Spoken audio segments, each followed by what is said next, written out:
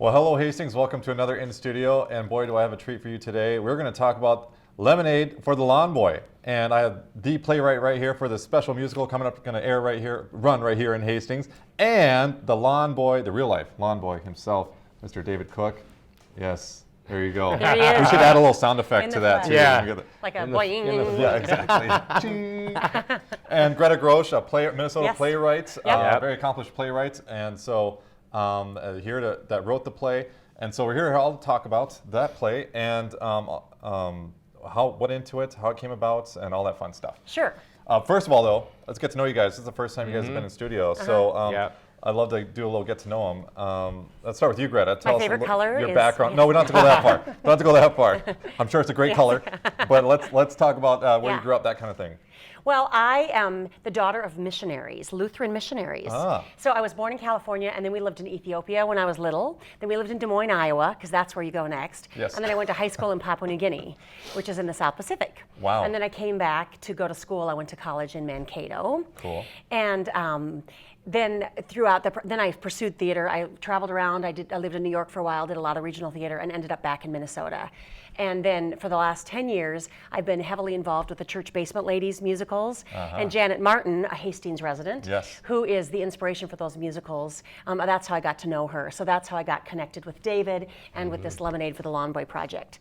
With Church Basement Ladies, again, I was pursuing theater. Yes. So I was in the first one as an actress, and then I came on board as the writer, so then have written the last 4 of those, and we're working on the 6th one in the series about the men of the basement. Oh, wow. Called Rise Up, O Men, and that opens in August. So exciting. Yeah, so that's my connection to Janet, and that's my connection to Hastings, and that's my connection to David Cook over here. Yeah. Great segue. David, your turn. Let's hear your story. Oh, God.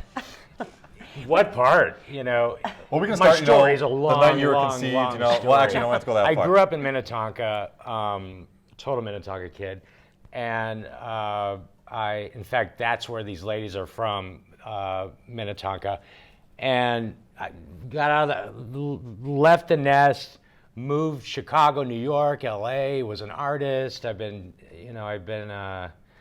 a lot, honestly.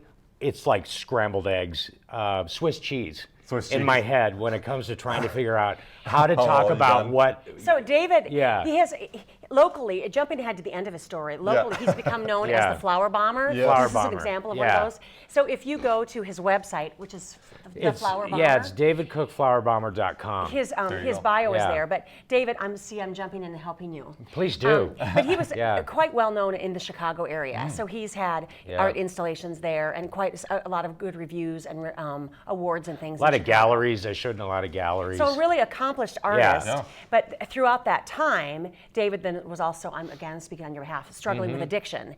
And so through that process, he ended up in Minnesota. How did you end up in Minnesota? Was it because of treatment? I think. For treatment? Yeah. So he came to Hastings for treatment, and that's where he met. Actually, I was in Hastings at the Cochran House, the halfway house. Okay. So I'd gone to treatment previous to that, and then ended up at the Cochran House. And so that's when he met Janet. Yeah. And so that's what brought David to Hastings. So Janet Martin is the, and many people would know, she used to have the Scandinavian Marketplace here. But so she's our connection. She's the one who sort of brought this all together.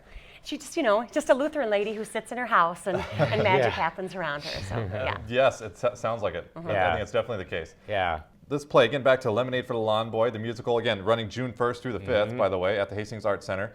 Tell us about the how this came about to become, I know it's a book, but how did it become a play? Yeah, so again, David and Janet, they got to know each other in Hastings, and Janet's husband had recently passed away in real life. David was just coming out of the treatment center. And so through the process of their recovery, David started talking about these ladies in Minnetonka. Again, we have one of the ladies back there. Well, yeah, because it was something that I always wanted to do is write a cookbook, actually, like 20 years ago, of these ladies. And Janet, shortly after Janet and I met, we were in the garage drinking coffee, and I told her about this book that I always wanted to write. And she didn't even think about it. She's like, let's do it, like right away. So David would talk about some of Yeah. the personalities of some of the ladies that he knew, and they created these 16 fictional ladies, and they gave them bios, and they gave them recipes, and they put them together into this basically coffee table book / cookbook, Lemonade for the Lawnboy. So they were putting this book together, and about this time, I was working on the Church Basement Ladies sequel, and so David and Janet, this book was still at the printers. They gave me a scratch copy, still in the 3-ring binder, and At the Green Mill. at the Green Mill restaurant. They handed it to me and they said, "Would you turn this into a musical?" And I said yes. And so that was 8 short years ago. Oh my God. So over the Wow. process, Yeah. because again, this book, it's about these 16 ladies that trying to figure out how to turn that into a story. So I said yes, I started working on it, and then I brought in some other people, another producer, a consultant, Sandy Hay, who I knew when I used to work for, I did Tony and Tina's Wedding for a long time. She was a local producer in town. Peter Rothstein, who has Theater Latte Da, he's an award-winning director. So they both came on board, we were talking about this, and we all came to Hastings for a meeting. And they met David and Janet. And the relationship between those two is funny and touching and irreverent, and nutty and Yeah. supportive. I would agree with that. Yes. I've seen the two of them Yeah. together. Yes. Oh, yeah. And so in the car And on the where- way back, they said to me, Greta, that's your musical. The story Yeah. of David and Janet is the thing that people will be interested in. But you've gotten to know David a little bit, and you know that David wants things pretty, and he wanted the musical, he wanted the ladies. So it took a while for me to sort of figure out how to turn the real life story of David and Janet and the fictional story of this cookbook and David's ladies and his art, how to combine those two into the musical. So over the course of the last 8 years then, we've had a couple workshop readings where we hire professional actors and we would have the music and we would sing through the show, and we would get them for 20 hours. And over the course of the 20 hours, because a lot of them were union actors, so they were contracted, and over the course of the 20 hours, we have rehearsal, we do rewrites, we would rehearse for a couple hours, I'd go home and rewrite stuff, we'd come the next day, and then at the end, we did a reading, an invited reading. So we did that a couple times. And then last year, we did a full run of the show, because it was time to sort of see how the art, because we have actresses that play sort of these art ladies, how we could get them to come to life and what that all looked like. So we did that last year, and now we're back in Hastings where it all started, and we're in rehearsals right now, so doing lots of rewrites. We're changing things around, changing the keys on songs, revisiting the story, cutting dialogue. It's really, really fun, because with the process of any show, it's refining. You know, it's like if you're making a bowl, first you carve it, and then you sand it, and then you sand it again, and then you polish it, and then you urethane it. So it's always Urethane's always good. yeah. If you're gonna make a salad in it or whatever. Yeah. So that's where we are now. We're sort of last year we were really carving the bowl, and this year we're really sanding it and polishing it. And it's been really fun because most of our cast is returning, so we weren't starting from scratch, and I wasn't starting from scratch. So it's just Wow. a really great process. So. Wow. So how different is the play as it stands now from the original concept? Has it changed, evolved quite a bit? Well, from the original concept, yes, because in this book, they described 16 ladies. So I was trying to write a musical with 16 ladies, and it was only the ladies, and it was only campy. And so then over the course, like I said, when we introduced the story of David and Janet, all of a sudden it became this touching play within this musical. So the concept is, these ladies come to life. It's beautiful, it's Technicolor, and it only exists in the mind of the artist. When Janet comes into the garage, the lights come on, and it's black and white, and the ladies freeze, and they're just art pieces. And they're made of toilet paper tubes and rubber tubing and a plunger. One of the ladies, her head is a plunger. And so that's the world that Janet sees. But again, as soon as she leaves, the music starts, the ladies come alive, and they sing and they dance, and they're cool. campy. It's reality and fantasy, totally. And so one of the things that we've been trying to figure out with this rendition here in Hastings is what these ladies represent. And so I've told David and Janet, although they are really the inspiration and at the heart of it, as the playwright, the further down the road we get, the more we sort of step away from them, because it's a theater piece at the end of the day, and we want it to be theatrical and moving and touching. So we have to sort of fast forward.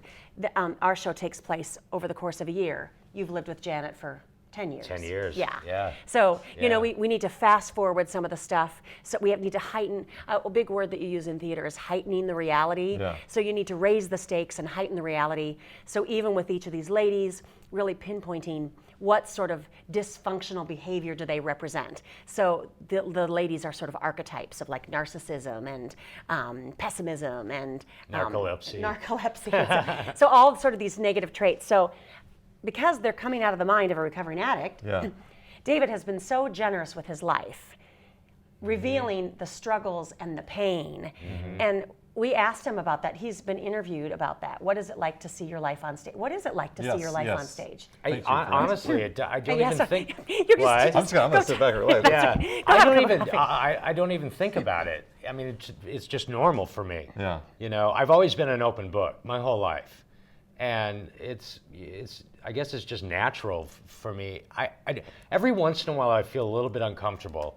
Like, why does everybody have to know that I'm ex-drug addict and?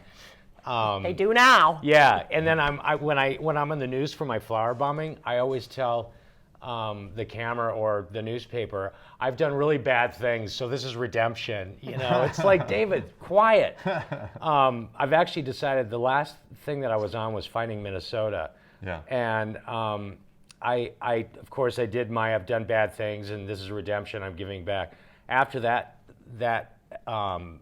shot or that episode, I decided I'm never going to do that again. Like, I'm done. I'm not going to tell everybody. I'm telling everybody right now.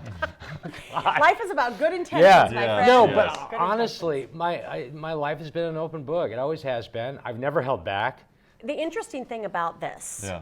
Yeah. because yes, it's about David, it's inspired by David, and it features his art. Like Yeah. the ladies, he's designed them. The set is covered with his art. And I'll say to him, like, we need a prop, and he'll go and make the prop. So it's all David's life, that's for sure. But again, it's about the relationship between these two people. And Yep. it's also about, and for a lot of your viewers, it's about somebody who lost somebody that they loved. And she was lost as well. Yep. And so what is this play about? It's about two people needing each other. And we discover at the end of the play, David created his ladies because how else do you get up every day? You need something to do. You need a project. And for David, creating these ladies sort of gave him a reason to live.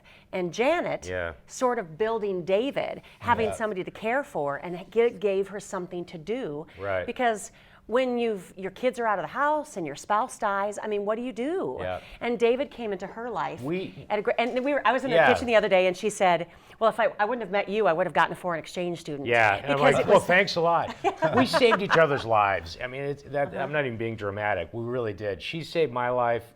I think I saved her life. I think we've made each other's lives so much easier, and Some of us need somebody to be accountable for, Yeah. or accountable to. Because if you said you feel this responsibility to me, you feel this responsibility to Janet, if that's the thing that gets you to get up and it does. produce, and Yeah. then what's wrong with that? Yeah. So Yeah. for all of us to have sort of an accountability, to have somebody who needs you Yeah.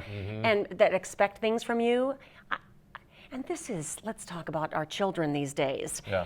That sometimes we don't expect enough of the kids. And it's like, let's raise the standard. Let's expect more from people because people are capable of rising to your expectations. Because if we all said, David can't do it, he's sick. No, don't bother Yeah, David with it. yeah. That's not helping him either. The music is another element that was interesting, trying to figure out what it sounds like in the mind of a recovering addict artist. Yeah. Like, what's that sound? Because it isn't sort of typical musical theater. Yeah. And throughout the course of my career, I found this band called The Smarts, and all their music is written by Jimmy Kennedy and Joe Weissman, who are two Minnesota musicians. And their music is really poetic, and it's sort of jazz, poppy, and was just a really great fit.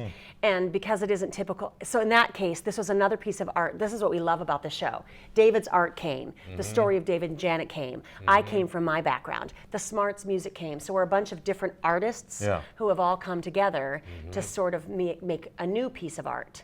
So Quite the collaboration. it is a sounds like. collaboration. Oh, it totally. And it's- Yeah. and And it's so much- everybody's working really hard. Yeah. Like, come on, people. Come And see 8 years. this. I mean, talking 8 years of Yeah. how went it's into taken, this. Yeah, And that's it's taken 8 years. I for one, you're selling me a lot on this. I mean, I for one definitely want to get a Yeah. ticket and go see this thing. Yeah. Again, Lemonade for Lawnboy, June 1st through the 5th.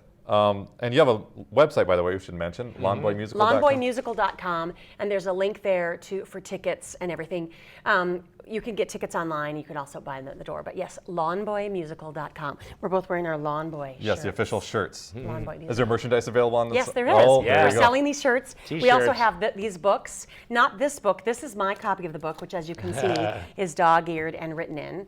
But fresh, new signed copies of the book, and the music of the Smarts and stuff. So we have different, and Yeah. some of David's art. He's also having an art show. Oh yeah, I've got a show great. at Breakaway. I'm on the billboard. I have a show, Breakaway Arts. The opening is the 26th. And then his art Yeah. will be on display in the lobby at the And- Art Center yeah. During the run of a show. Real quickly, tell me about the cast. I understand you have some pretty top, Oh, yes. yeah, top of the line talent So here. these are all professional actors. Ironically, I'm calling people I know, but there are 8 people in the cast, and 5 of them have some connection with the Church Basement Ladies, either because they're Church Basement Ladies cast members. Our choreographer is in the show, so it's funny. I'm another woman who has toured with Church Basement Ladies, so I'm like, wow, that's weird. But yeah, they're all professional actors who we had auditions, and we did invite people, so it just turns out that I had worked with a lot of them. And then the people playing David and Janet, the guy playing David, his name is Ed Williams. Here in the Twin Cities area, we have our local Ivy Awards, which are like our Tony Awards, and he won an Ivy Award for his role in Kiss the Spider Woman a few years ago. So he's an incredibly accomplished actor, singer, dancer. He's really physical. He's a real physical actor. So it's been really fun, like in the struggles and in the creating. He's really using That's his good. physicality, which we had choreography last time, but this sort of element of dance and movement has been really fun to explore. Oh, wow. And then Janet Paoni is playing Janet Martin. She's, again, a Church Basement Lady. Mrs. Snoostad. People will know her. They'll love her. They recognize her. Oh, she's a she's huge great. star. Yeah. And she She's was so named good. Funniest Performance a couple years ago because she played Michelle Bachman's husband, Oh, really? Marcus Bachman, in a performance, and she got an award for that. So they're both really funny, really talented, and then we have the cast, these other 6 women who play the ladies that come to life, and again, accomplished actresses in the Twin Cities. So Wow. Again, Lemonade for Lawnboy, the musical, June 1st through the 5th, right here in Hastings at the Hastings Arts Center. It sounds like something a lot of people are going to enjoy in town and should go see Yep. Yeah. and talk about. So thank you both for coming in and sharing all about thank it. you for your time. It was Yeah. really generous of you. Oh, of Yes. course, of Yeah. course. Again, Lemonade for the Lawnboy at all the information can be found on their website, lawnboymusical.com. Get your tickets there. Again, June 1st through the 5th at the Hastings Arts Center. Sounds like a great show. Thank you so much. Appreciate it. Yes, thank you. Good job. Thank see? you. Yes, there you go. You We're did a good still job. on. Oh, I know. Letting everybody know. We'll see you guys next time. Supporting him.